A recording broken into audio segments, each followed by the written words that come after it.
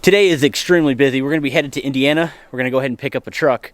I was gonna buy a bed. This guy on Facebook Marketplace is selling a rust-free truck, came from New Mexico. I just want the bed, but I guess now I'm buying the entire truck. No one cares, but I just put Escalade wheels on the winter beater Tahoe. The good thing is I got a sweet deal on these, 500 bucks, and they have like brand new tread on them. So let's go ahead and test it out in the snow.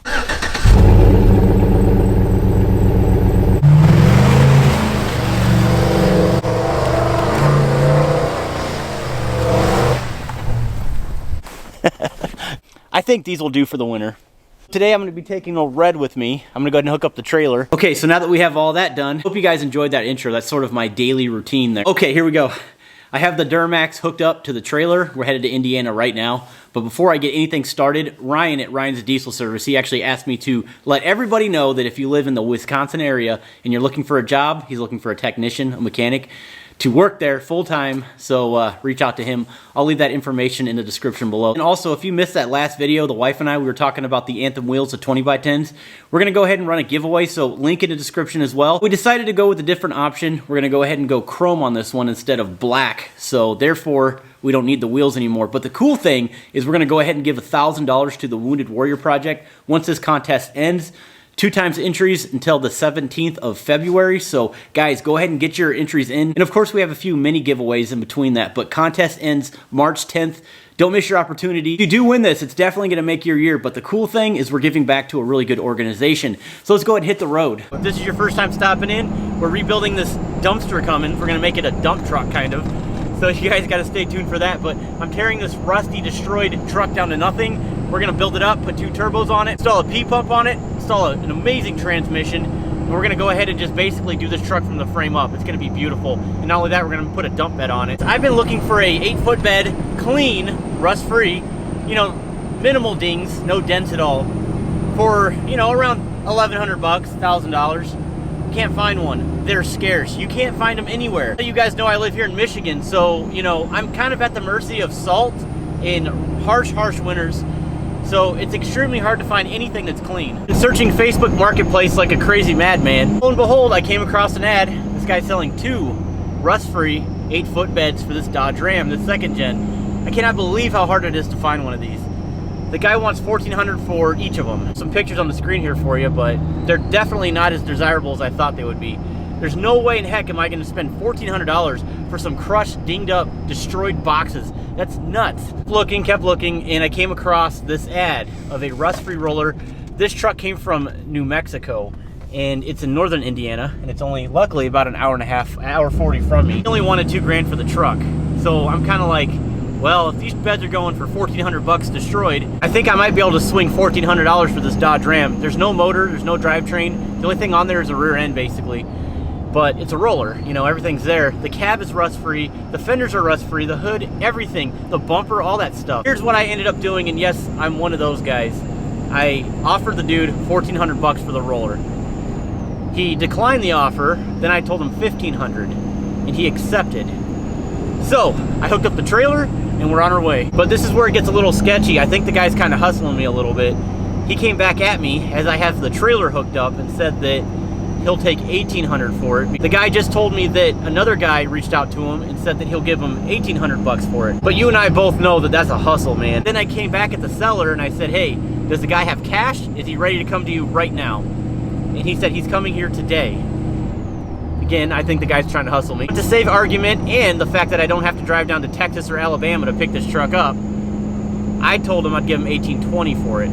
He then agreed to the offer, and here I am on my way to Indiana to pick up this truck. I want you guys to stay tuned, man. I'm not gonna bore you with the trip. I'm gonna pick the truck up. I'm not gonna video me at the guy's house. It's kind of weird, unless he wants me to, but we'll go ahead and get it on the trailer. We'll go ahead and drive it back to Michigan, get it to the house, and I'll show you guys exactly what I picked up. But I still think that $1,800 bucks is a pretty good deal considering I can use the fenders and all the little dumb things in the cab that's gonna nickel and dime me with this whole build right here that I think I'm way over my head on. But we're gonna get this done. You guys can see we have it on the trailer. We're gonna go ahead and take it home right now. And my EGTs are around 890. About 12 pounds of boost, I'm looking at about 1,000. But for my Duramax here, I gotta say these PPE manifolds that we just installed on this truck right here really work wonders, I'm telling you. Definitely a great investment. When I'm not pulling a trailer on the highway, I'd say about 750, 850 or so, sometimes 9. But not too bad, not really breaking the 1,000 unless I really want to do it. I gotta say, guys, I am so excited. This thing is mint. If you guys are anything north of the Rust Belt, you guys know exactly what I'm talking about. We call this clean metal. But can't wait to show you guys. Let's go ahead and get home.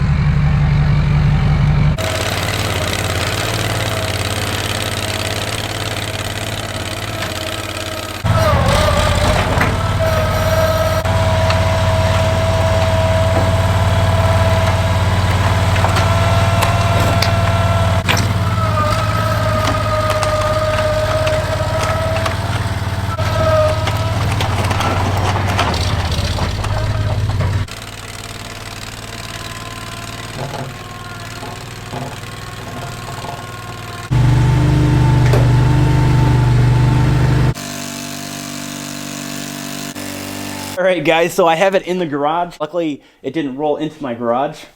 That would have been bad. You're looking at a 1996 Dodge Ram extended cab, 8-foot bed. Never seen a winner until today. This Dodge is rust-free. When I was at his house, I didn't leave until I looked through everything. It does not have a motor, a transmission, or a transfer case. But one thing that's kind of interesting, he left his garbage in the bed of the truck. I really didn't want to take it all, but check this out right here.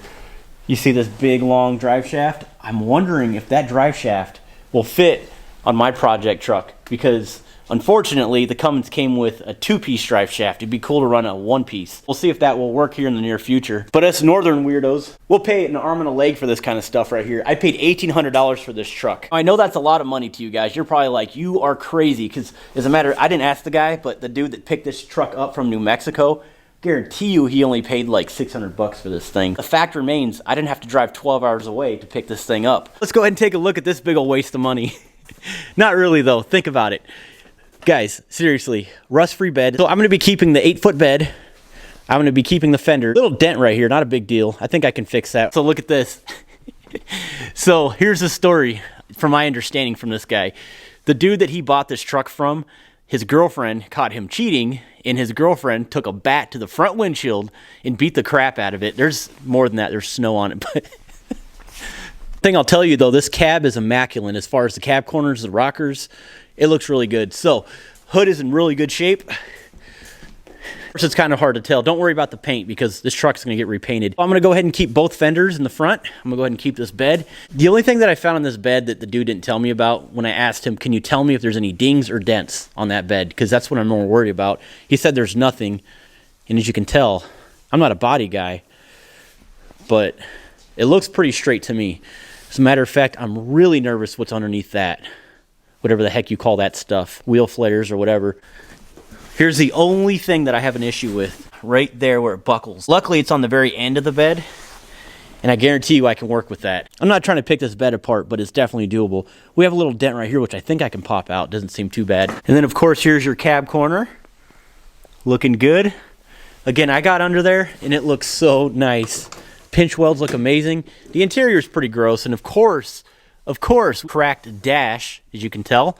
I was hoping to use this piece, but that's cracked as well. I'm not trying to bag on second-gen Dodge trucks, but I'm just not impressed. They don't hold up. I know they're old, but hey, this makes this easier for me. Honestly, I don't really care. How did that not fall off? No, unfortunately, it's a half-ton, so there's really not much I'm going to do with it. Not only that, the combination is sort of weird with it being an extended cab with an 8-foot bed. So I'm not going to keep the frame. As a matter of fact, I'm going to sell the cab. I'm going to sell the rollers. So I'm done with it. All you're going to see is a frame and the cab. That is it. Oh yeah, and wheels and rear end. But hey guys, if you're looking for a rust-free cab, hit me up.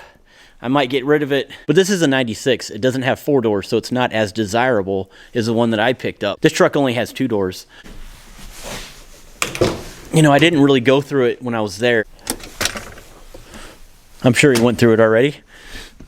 Look at this right here, an aftermarket Sony CD player. These are old school. And here's your undercarriage. And this is what I'm talking about. I'm underneath the truck, and that's the pinch weld. But overall, guys, I'm pretty happy with underneath. This is what we call clean metal, boys. If you live in the South and you want to sell your vehicles for way more, you know where to go. Because this stuff you can't find up here unless somebody travels down there with a big old trailer and takes as many parts as possible. A lot of folks up here in Michigan actually make a living doing that. But definitely let me know in the comments what you think about this truck, about this buy. You guys, again, may think I'm nuts for spending almost $2,000 for this truck that has no engine in it. It doesn't run.